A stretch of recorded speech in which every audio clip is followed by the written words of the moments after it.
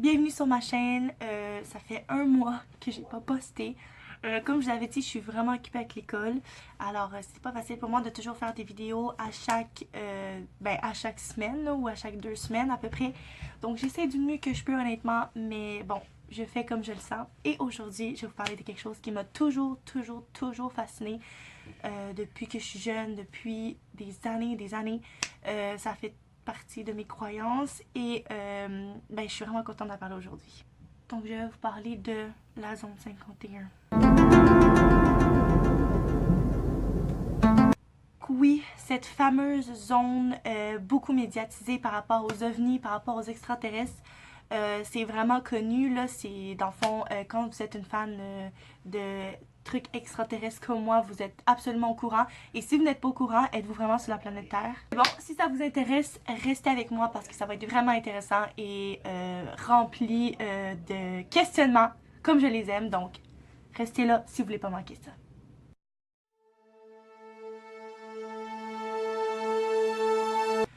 Donc, la zone 51, évidemment, est aux États-Unis. Bon, pour ceux qui le savent, évidemment, c'est en Amérique. C'est situé dans le désert du Nevada.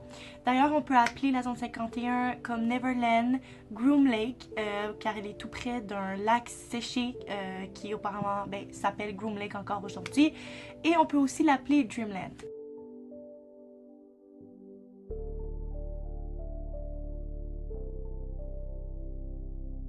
La zone 51 a été créée par un officier du nom de Richard M. Bissell Jr. Je ne sais pas si je le dis bien, mais bon, j'ai écrit Bissell, là. Bissell, je pense que plus anglophone, de façon anglophone, c'est Bissell.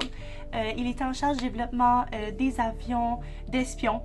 Alors, il cherchait un endroit où pratiquer, dans le fond, les avions, comme les vols, tout ça, comment former des futurs pilotes. Alors, il a donc trouvé cette zone du désert qui était complètement inhabitée et c'est un peu normal puisque c'est au milieu de nulle part, là, vraiment. Et c'est alors qu'il demande au président, qui était le président de l'énergie atomique à l'époque, Lewis Strauss. Lewis Strauss, c'est pas le pantalon de jeans? Wouh!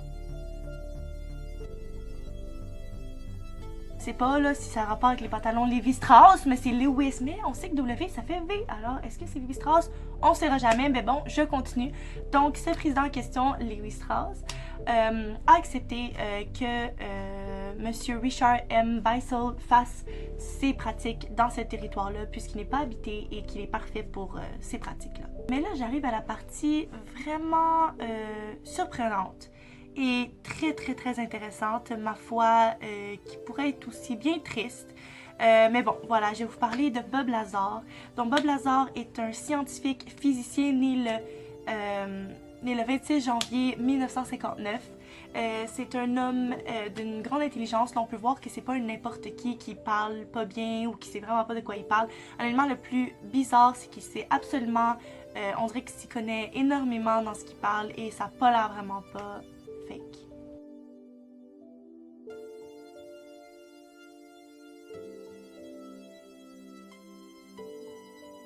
Donc, ce Bob Lazar, pourquoi il est si important dans cette vidéo, c'est qu'il dit avoir travaillé dans la zone 51, dans la zone S4 plus précisément, de 1988 à 1989. Bob Lazar affirme, dans le fond, il s'est fait interviewer à Las Vegas en 1989, dont l'année il n'est plus été... dans le fond, il a été libéré de son poste, selon lui, dans la zone 51. Il a interviewé et ce qu'il dit est assez incroyable. Il dit avoir travaillé là et que lui, il venait seulement pour faire... en fait, c'est un ingénieur, donc il venait vraiment travailler sur les avions, voir... dans le fond, qu'est-ce qu'il y avait à faire. Dans le fond, lui, il créait sûrement des choses, des pièces qui auraient pu être importantes pour des avions, justement, de ce qu'il pratiquait dans cette zone-là. Et il dit qu'il est arrivé sur les lieux un jour de travail et il a vu une soucoupe volante comme par terre là. Et il est entré dans cette soucoupe en question et en fait, ce qu'il nous dit, c'est que, en fait, les gens qui étaient là-bas, qui lui ont dit de faire le travail là-dessus, c'est qu'ils voulaient pas non la créer, mais savoir comment elle a été créée.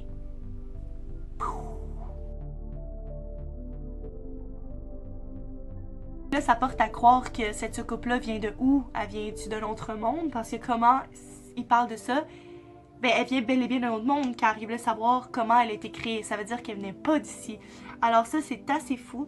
Et il raconte que quand il est rentré dans cette soucoupe-là, il a dit que ça paraît que ça venait pas d'ici et qu'elle était faite d'un matériel qu'on n'a pas dans notre tableau périodique, qu'on n'a pas encore trouvé ici dans notre planète Terre. Là. Dans le fond, les scientifiques n'ont pas encore connaissance de ça. Et c'est un matériau qui se chiffonne et se remet en place à sa place initiale. Donc, elle se remet à sa forme initiale. Donc, c'est assez fou. Et il dit que quand il est rentré dans cette soucoupe-là, c'était vraiment pas d'ici. Comment c'était fait? On dirait que c'était fait pour des gens vraiment petits.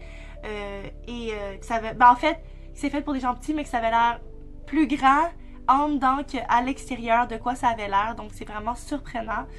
Et il dit que ça viendrait, selon lui, il pense que ça viendrait en fait de la constellation ridicule.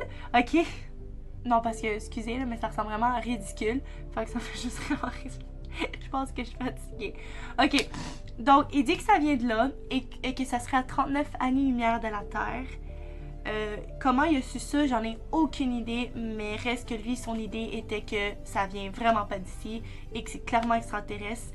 Et c'est ce qu'il nous dit dans le documentaire. Vous pouvez aller regarder sur YouTube si vous écrivez Bob Lazar interview 1989 et devrez avoir l'interview avec Bob Lazar qui explique vraiment son témoignage. C'est pas tout. Ce qui vient vraiment, parce qu'on pourrait ne pas le croire évidemment, mais ce qui vient mettre en doute selon moi que c'est vrai, et ce qui vient mettre en doute, je veux dire, ce qui vient confirmer en fait que c'est vrai, qu'est-ce que lui dit, c'est que étrangement, lorsqu'on cherche des documents de Bob Lazar, la CIA dit qu'il n'a jamais travaillé là et toute trace de documents avec Bob Lazar a été complètement enlevée, complètement cachés ou tout simplement ils l'ont brûlé ou ils veulent plus avoir de traces de ça.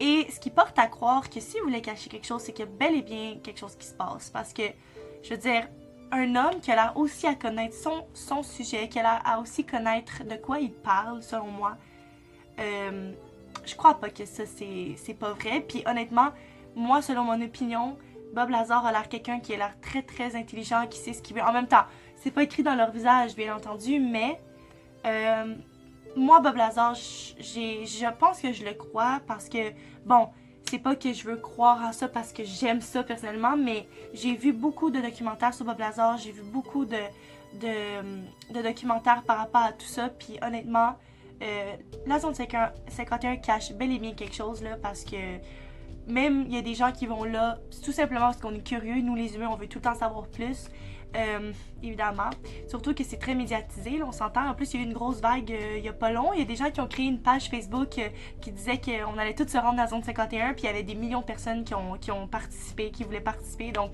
on voit que les gens sont vraiment intéressés en grand nombre à ce genre de mystère-là. Et puis, en tout cas, j'ai vu tellement de choses sur Bob Lazar, honnêtement, j'ai de la misère à croire qu'il aurait menti.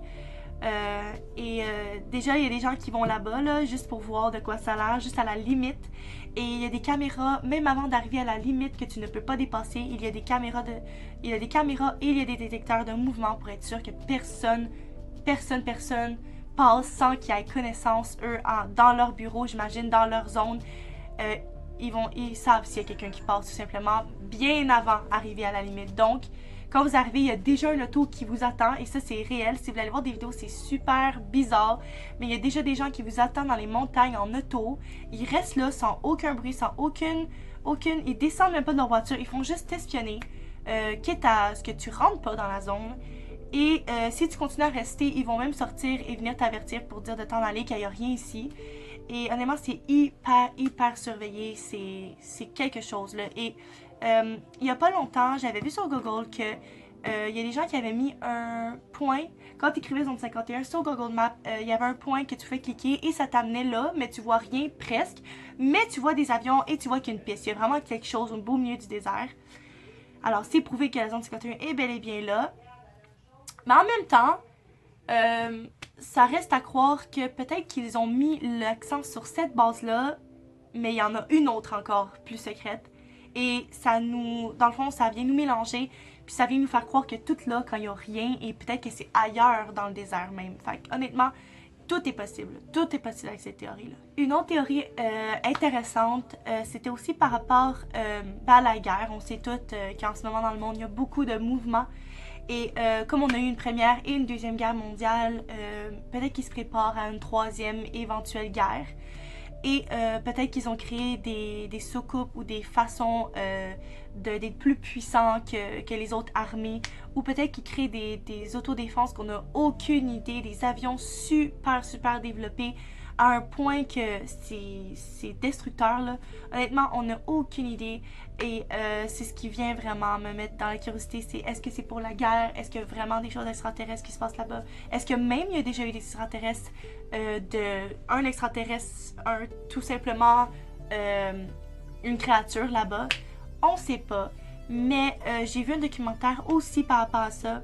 Et il y avait un homme qui est un soldat qui était dans la zone 51. Et puis on sait qu'il y a beaucoup de soldats, beaucoup de pilotes. Donc c'est l'armée tout simplement, donc c'est sûr. Et il y avait un homme qui était devant la porte et dit avoir vu un extraterrestre de ses propres yeux. Et c'était une femelle, je sais pas si on peut dire femelle ou femme, puisque c'est, en tout cas, peu importe ce que c'est, c'était de nature féminine. Et elle était avec son enfant extraterrestre. Et il dit qu'elle était hyper protectrice, même violente, là, pratiquement. Et qu'il a eu la peur de sa vie. Et puis que depuis ce temps-là, il est traumatisé, il est vraiment traumatisé. Tu sais, c'est vraiment de faire face à quelque chose qu'on a inconnu, qu'on ne connaît pas, qui vient pas d'ici. C'est vraiment épeurant selon moi. Donc, est-ce que Bob Lazar a vraiment travaillé dans Zone 51? Est-ce que la CIA a caché toute trace de son existence pour ne pas qu'on sache plus de détails? Est-ce que la Zone 51 a bel et bien des extraterrestres ou des trucs hyper puissants pour la Troisième Guerre mondiale, peut-être future, qui va venir, ce que je n'espère vraiment pas? On sait pas, mais sache que c'est vraiment curieux. N'hésitez pas à aller voir des vidéos sur YouTube, ça vaut la peine, des documentaires. Écoutez, je suis fan complètement de ça. D'ailleurs, c'est mon rêve d'aller à Las Vegas juste pour aller voir cette zone-là, dans la limite. Puis honnêtement, j'ai aucunement peur, là. J'ai juste tellement envie d'aller faire ça dans ma vie. Donc voilà, j'espère que vous avez aimé cette vidéo-là. Je sais que c'est une vidéo assez courte, mais évidemment, je ne travaille pas dans Zone 51, même si j'aimerais bien. Alors, s'il vous plaît, abonnez-vous à ma chaîne, allez voir mon Instagram, kika.chizyt7. J'espère pas vous avoir trop déçu avec le temps que ça a pris pour faire une vidéo, mais honnêtement, je voulais vous faire une petite vidéo courte, intéressante, qui va piquer votre curiosité et je pense que ça a marché. Donc voilà, je vous souhaite une bonne journée. On se voit à la prochaine vidéo et soyez prudents.